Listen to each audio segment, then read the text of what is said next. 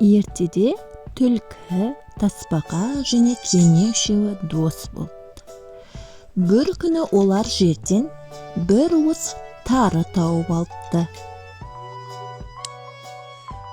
Үшеуі ақылдаса келе тарыны жерге егіп, көбейтіп алып, үшке бөліп аламыз деп шешеді.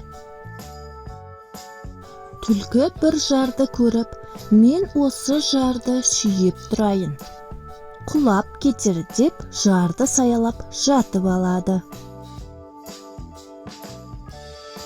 Тасбақа болса, жерді тырналап, тарыны егеді. Ал кене піскен егінді жиып алады.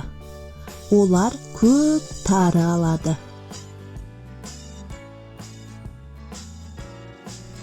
Олар көп егін алады. Олар түлкіні шақырады.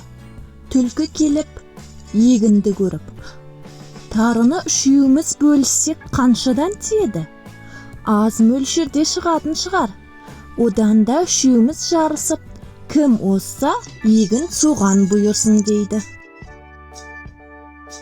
Мақұл деп үшеуі қатарласып бір жерге келеді.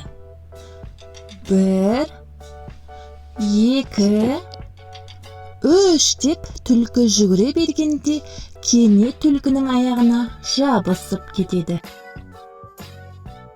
Түлкі барынша жүгіріп, мәреге бірінші боп жетеді. Сонда кене: «Әй, мені басып өлтіресің бе?» дейді. Түлкі: «Сен қашан жетіп алғансың?» деп сұрайды. Кене: «Сен бағана 1, 2, 3 дегенде-ақ мен келіп қалғанмын» деп жауап береді. Екеуі дауласып жатқанда ентігіп тасбақа келеді. Тасбақа: «Ей түлкі, мен бір пәле көріп келдім. Жаңа маған 2 қара бүркіт және тазы иттері бар ат мінген 2 адам келді. Түлкі жолдасыңды тауып бер деп мені қорқытты. Түлкі, мен сен туралы айтқан жоқпын.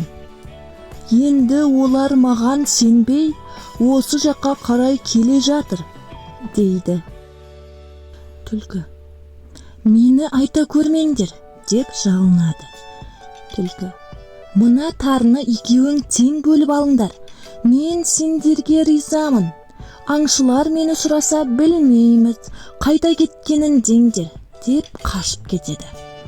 Сөйтіп тарыны тасбақа мен кене екеуі бөліп алыпты.